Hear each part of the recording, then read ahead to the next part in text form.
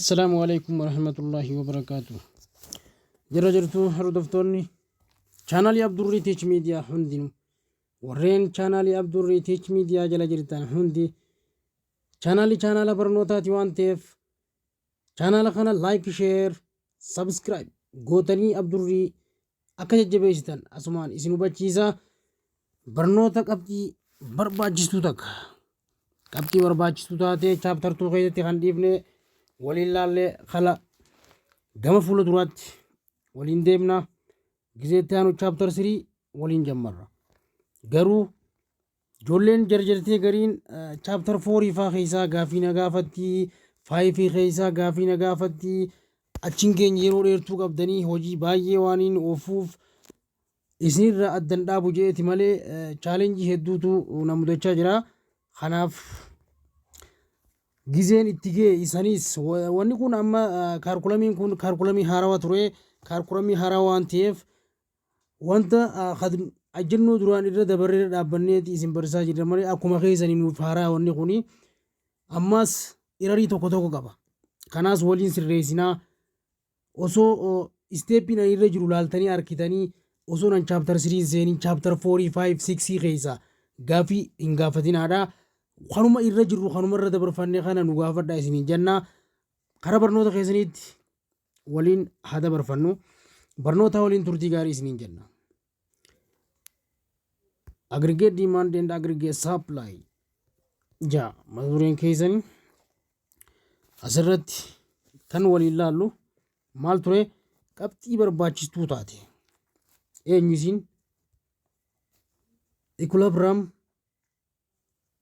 of aggregate demand and aggregate supply isa kana waliin laallaa jechuudha qabxiin tun qabxii barbaachiftuudha kana waliin laallee gama fuula duraatti waliin ni imalla kana jechuun maali amma fakkeenyaaf jechuudha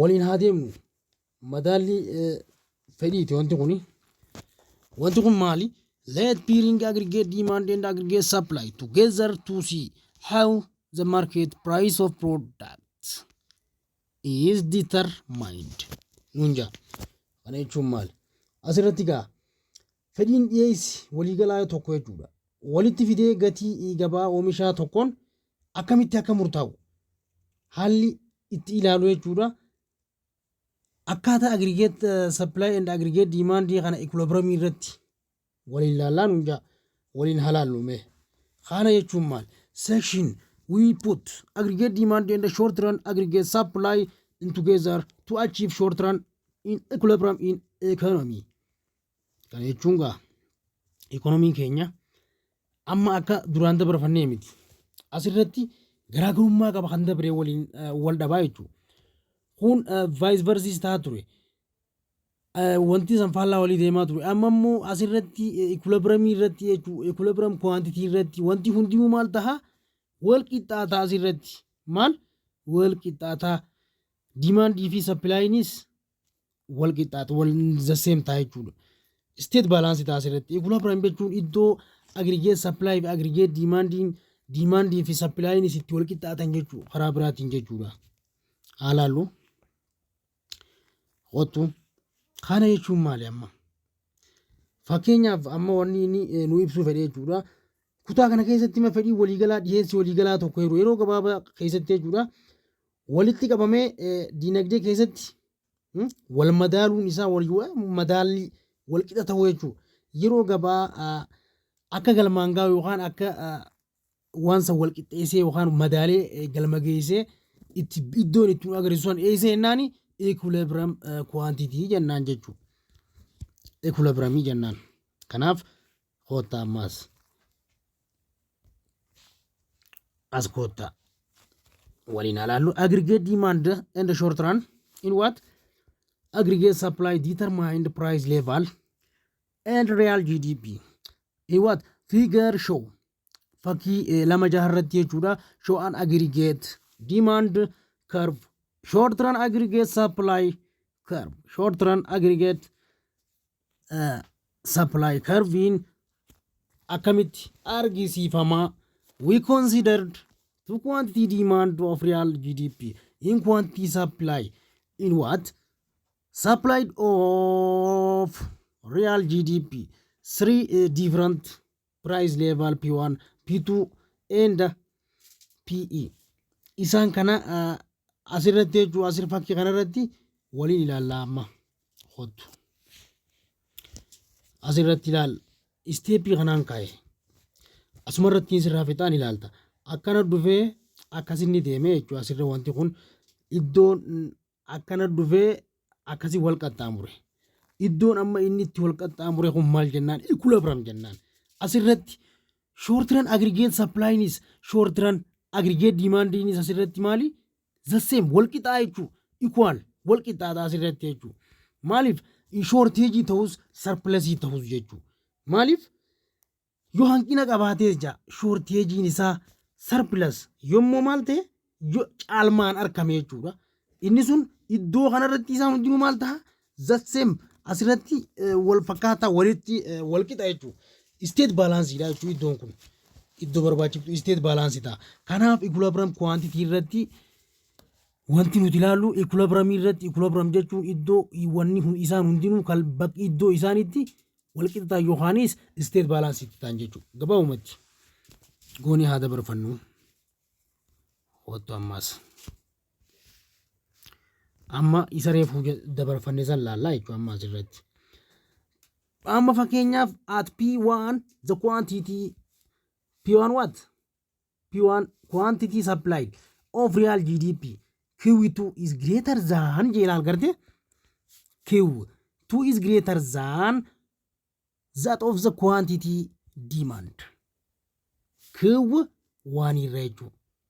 Inni maali? P1 irratti jechuudha fakkeenyaaf quantity supply kun jechuudha real GDP oomisha biyya keessaatiin Q2 quantity demand amma fakkeenyaaf jechuudha Q quantity is quantity jechuudha asirratti quantity supplying real GDP is Q2 is greater than quantity demand. Quantity supplying kun jechuudha eenyurra guddaa? Quantity demand irra maali? More than idha greater than idha jechuudha irra guddaa. Garuu inni caala. Efa caale akkamitti jechuudha. There is surplus. Yeroo wanti sun akkas ta'u maali? There is surplus idha wanti kun. Surplus. Garte?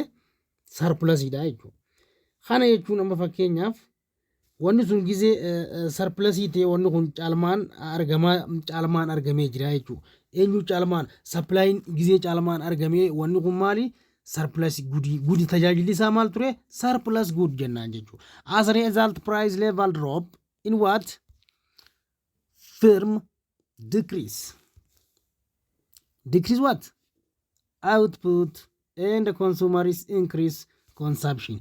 Asirratti fakkeenyaaf as a result bu'aan amma price level kana drop ita. Yeroo inni drop ita jechuudha. Gaafanni asirratti maali? Drop gizee ta'e jechuudha. Dhaabbileen kun oomisha kun maal ta'a? Drop ni irrisa. Firmiin ammas decrease ta'a jechuudha. Gizee kana maali? Firmiin decrease ta'a. Yeroo firmiin decrease ta'e jechuudha. Sirri dhageeffadhu gaama fakkeenyaaf. Sirri dhageeffadhu.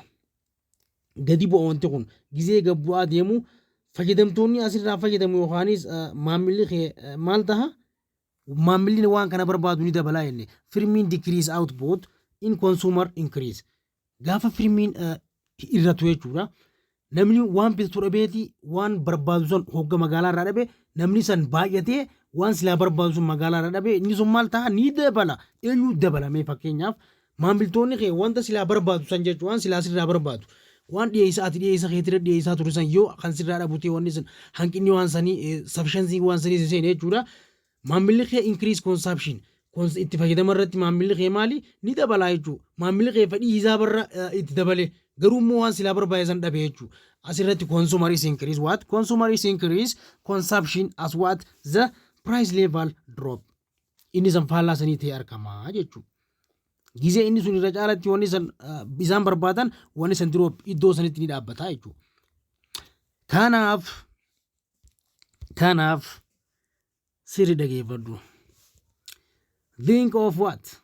Real balance of interest rate and international trade effect. Kanarratti jechuudha. At P2 is the quantity supply of real GDP. Q1 is less than less than quantity demand. Amma laal sirrii ilaaluu qabda wanta kana jechuudha. Amma wanti kun sirriitti iddoo barbaachiftu P2 kun jechuudha quantity supplying kee of real GDP oomisha biyya keessaa jechuudha less than quantity demand.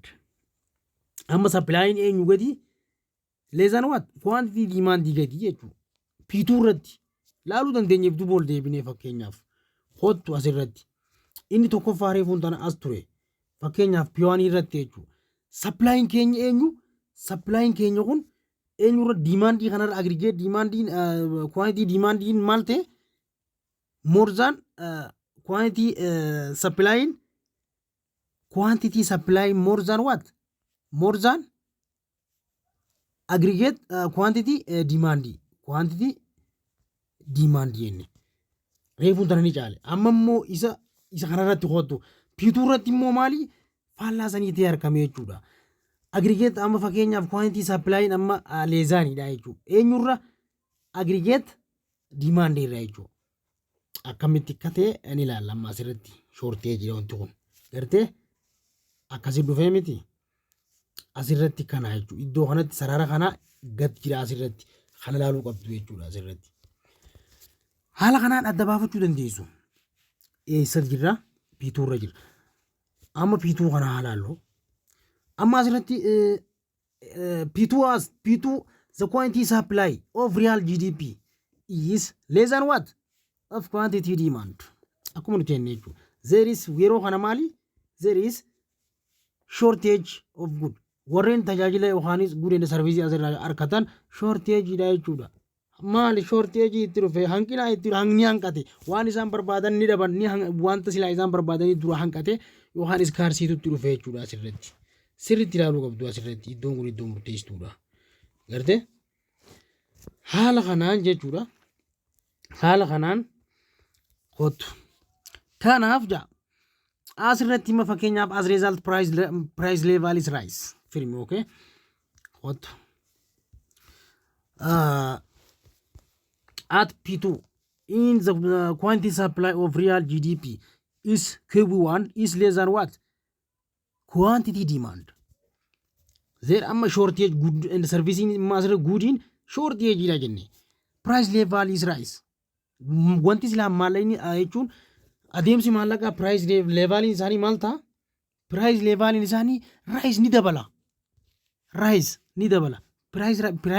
price level sadarkaa gatii biyyaalessaatti wanti rising ni dabala jechuudha yeroo pricing dabale firm increase firmi maal ta'a increase output ta'a jechuudha and consumer maamilli kee maal ta'a decrease consumption dha jechuudha wanti isaan itti fayyadaman dura hanqate yookaan dura dhabama jechuudha asirratti gaafa firmiin increase ta'u output pricing kee dabale maallaqa ni qabda garuu waan barbaadde san dhabde malee maallaqa wayitti bittu hin dhabne maallaqni kee ni jira garuu meeshaa ati wanta silaa maateriyaala wanta takka itti fayyadamtu isa silaa barbaadu san jechuudha kan silaa dimaandiin achirratti qopheessu san jechuudha ni dhabde jechuudha achirratti ni dhabde kanaaf firmiin kee increase output and the consumer is what decrease what consumption wanta silaa itti fayyadamtu san dhabuu keetii jechuudha asirratti kanaaf haada barfannu hottu amma maal jaa asirratti jechuudha asirratti maal jaa wal ilaalaallo instance boss surplus and shortage amma asirratti jechuudha wanni takka hanqachuu fi wanni san irra caaluu fi hanqachuun kun economic force akkaataan itti ilaalamu maali economic force what are moving the economy haala sochii dinagdee wannaa keessatti ilaallaa jechuudha toward haala sochii economy dinagdee irratti ilaalla toward kamirratti equilibrium ka jenneen san jechuudha where the quantity demand is what real GDP is what achirratti maali real GDP ke equal short run quantity supply real GDP pointiin san maalii laal wanni san hanqachuu fi laal wanni san jechuudha hanqachuu fi irraa dabaluun isaa jechuudha yoo dabalee hanqatees jechuudha laalama fakkeenyaaf achirratti madaaliidhaan wal caala yoo dabalees yoo hanqatees economic force bifa humna dinagdeetiin jechuudha to move the economy hara economiitti gizee move ta'u toward pointii lamaan towardiin jechuudha pointii lamaan kun jechuu kanarratti walit dhufa pointiin sun maali quantity demand of real GDP equal isarratti jechuudha equilibrium bakka jenneen san jechuudha gari lachuu achirratti equality short run quantity supply of real GDP asirratti gari wal qixa ta'a jechuudha this pointiin sun maali short run equilibrium PE is short run equilibrium price level short run equilibrium real GDP jennaanii jechuudha iddoon sun eessa iddoon san iddoo kana jechuudha iddoo kana jechuudha dagachuun qabdu deebii dagachuun qabdu asirratti static equilibrium iddoon sun eessa iddoo kana jechuudha gartee yeroo kana amma fakkeenyaaf static equilibrium yaa laallu fakkeenyaaf akkuma isa kaaniiti price equilibrium price long run aggregate supply short run aggregate supply aggregate demand natural rate of output in quantity hot it is probable amma asirratti jechuudha fakkeenyaaf wanti ati ilaaluu qabdu jechuudha madaalliin kun jechuudha fakkeenyaaf asirratti siigalee jiraana fakkaata iddoon akkasii kun caalmaa meeshaalee yookaanis irra caalmaadhaan kan jiru kanarratti iddoo isaan itti kallattiin isaan itti walitti itti madaalaman itti dhufan san equilibrium jennaani short run equilibrium jennaan jechuudha pointiin san pointii idhaati haala saniin laallee bira dabarfanna amma isaa kana laallee jirra it is probable obvious that short run equilibrium of economy occurs at the what restriction of aggregate demand and the short run aggregate supply curve and that what long run equilibrium where aggregate demand curve interaction the long run aggregate supply curve figure 2.7 achirratti laallee adda baafannaa jaa kana jechuun maal fakkeenyaaf jechuudha caalmaa fi hanqinni lamaan isaanii keessatti jechuudha humnoonni amma fakkeenyaaf diinagdee kun jechuudha diinagdee gara itti sochoosa yookaanis kallattii yookaan equilibriumii kan jiru san jechuudha kan jiru bakka baay'inni GDP dhugaa irratti barbaadamu yookaan baay'inni yeroo gabaabaa GDP dhugaa irratti dhihaatu walitti yookaanis iddoon sun maali walqixa tahee argamuudha qaba iddoon san maal walqixa jechuudha haala saniin laaluu qabna turre sorry kanaaf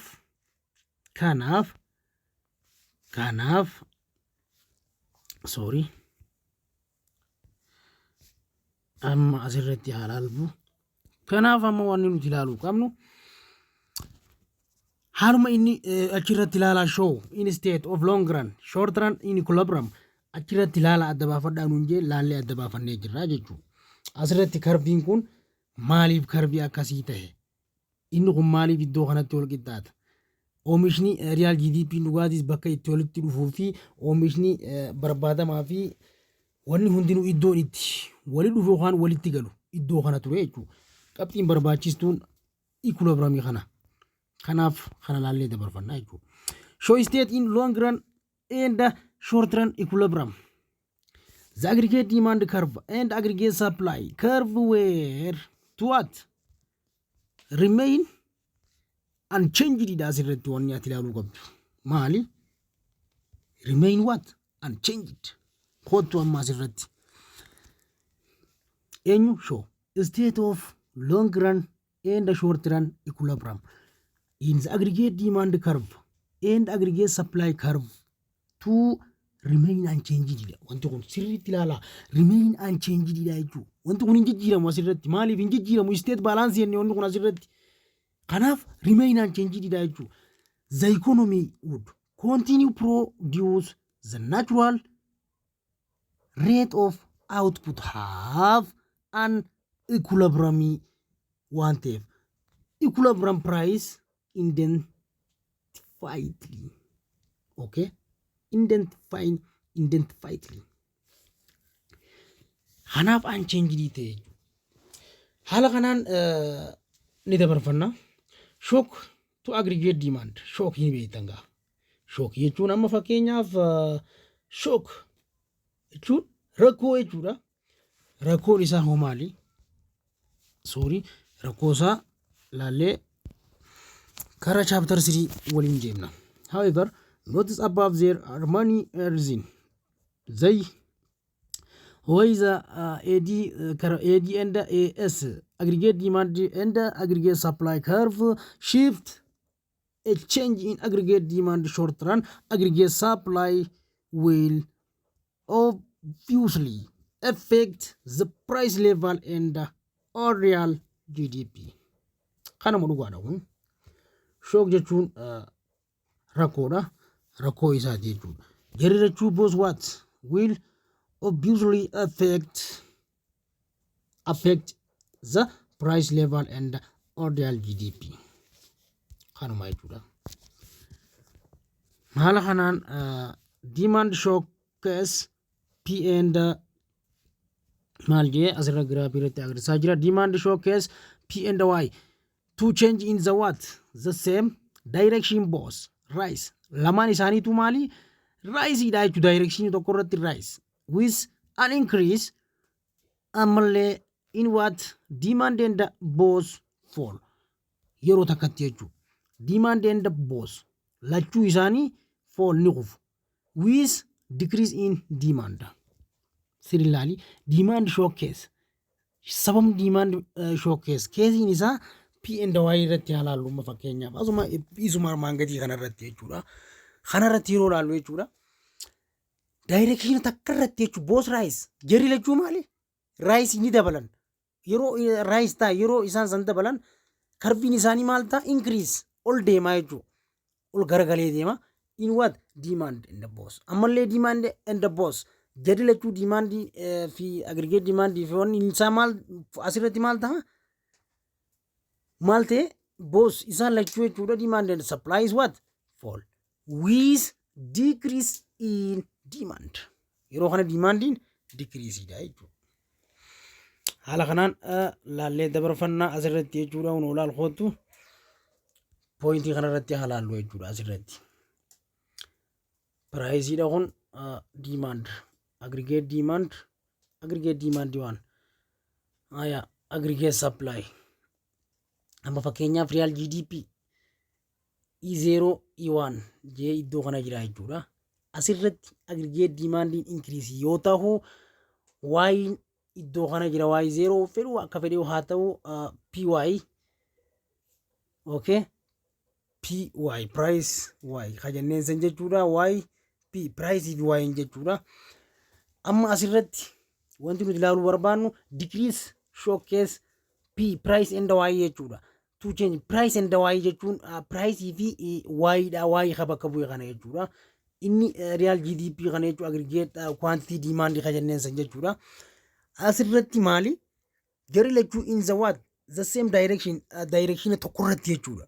Direction wal fakkaataa takka irratti isa kamirratti fakkeenyaaf isa kana haa ta'u isa irratti jechuudha.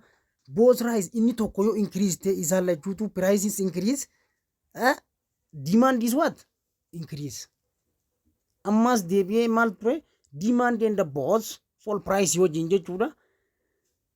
Yo decrease ta'e inninis maal ta'a fall both isaan lachuu kan qofa yoo ta'e jechuudha.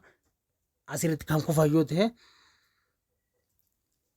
boss jarri lachuu kan qofa yoo ta'e asirratti maali shiftii kanarratti decrease isaan lamuun price demand niirni lachuu isaanii ni irratan jechuudha asirratti. Garuu karaa wannaatti yoo kan dhufnu ta'e jechuudha aggregate demand if supply asirratti vice versa. Wanni isin laaluu qabdan faallaa walitti jirri. Haala kanaan laallee dabarfannee barnoota keenya kan yeroo biraa barnoota konseptii jabaa dhoynee jirra. Chapter 3 dhaan walitti deebinee wanta chapter 3 isiniif dalaynee isiniif dabarfanna. Haala kanaan barnoonni keenya irraa asumarratti raawwatama. Torbee guyyaa itti aanu jechuudha. Barnoota biraa chapter 3 qabannee isiniif dhiyaanna. Chaanaala oromootii like, share, subscribe, comment gootanii akka nu jajjabeessitan asumaan gammachuun isin afeerraa. Haala kanaan gaafii kanallee gaafiin kun asirratti dogoggora qaba. Gaafii kana dogoggora qaba. Garuu gaafii kana silaanii dalayna turre dogoggora guddaa qaba. Haala kanaan isa itti dhiyaatu yoo ni keenyeenne isiniif rakkootaa miidhaa ta'a. Isinis jaalaadha irra yaallee haga jechuun kitaabni nu bira geenye haga kitaabni nu bira gahutti jechuudha waliin mokorra. Increase in spending to occur jaalala magaafiin kunis jechuu dogoggora inni kunis occur because of increase in real value of money when price level fall is called. Kana jechuun jarri hundinuu hin ta'u silaa katti dhiyaatu kam ture isa kana ture garuu inni kunis deemtee yoo kan xiinxaltu ta'e irraa maqa. Garuu gaafii kana akka gaafii question markiitiin muqabaddaa bira dabarfadhaa. Inni lammaffaa rate of refer to figure below. Akka fakkii armaan gadii irratti increase in government spending or else in the same will what shift aggregate demand curve from initial AD curve is what curve level. Kunis initial bakka jiru kanatti dubbiin isaa wal dabree jirana fakkaata. Initial kajannuun kun isa sarara jidduu kana. Kanaaf gaafiin kun sila initial jechuu baate sila initial xuu baate isa kamtaa waliin laalla. Sila initial xuu baate giitaa jechuu biitaa jechuu decrease in aggregate demand taa jechuu. Garuu amma shakkii waan ta'eef isaas ni dabarfattu. Waliin yeroo biraa gaafa kitaabni tekstii buukiinis dhufe isa jala gaafa gaayidiin dhufe jechuudha. Gaayidii irratti waliin laallaa. Gaafiin taane isinii dalaynee isinii miinu jechuudha. Miidhamaa taatanii kanaaf dabarfadhaadha. Haala kanaan jechuudha. Gaafiin kun guutuun isaa dogoggora qaba. Isaan kana keessaa gaafii afuraffaa qofa kan sirriidhaan dhufe jechuudha. Inni all of zabbaafiidha gaafii afuraffaan kun jechuudha. Kaan isiniin dalagu isinii dalagee bootaa barisaa abdurriitu nu dalagee nu miidhee yoo jettan anaafis gaarii miti isiniifis gaariin ta'u kun all of zabbaafiidha kana akkuma waliin laalletti jechuudha. Haala kanaan gaafiin kun salphaadha. Akka isin olaaltan kana what is aggregate demand? Aggregate demand gaa namoonni beeytanii aggregate demand shiftii inwardin isi downwardidha. Kana konseptiin isaa kana ni beeytan main component isaa jalatti qabxii afransan ni beeytan qabxii afransan keessaniitu dabartan. Waan isin rakkisuu miti. Haala kanaan dabarfattanii bira dabruu qabdu. Gaafiin chaptara kana irratti guddaa qabdi waan ta'eef waliin irratti hirmaannaa barsiisota biraatiinis waliin irra madaallee ni laalla jechuudha. Hara kanaan gizee biraa chapter 3 waliin seennaa jechuudha. Barnoonni keenya kanumaan xumurama. Barnoota keessan kaafee waliinis turtii gaarii isiniin jecha chaanaala barnootaati waan ta'eef like, share, subscribe, comment gootanii akka nu jajjabeessitan asumaan kabajaan isin afeerraa yeroo gaarii barnoota keessanii waliin turtii gaarii qabaadha.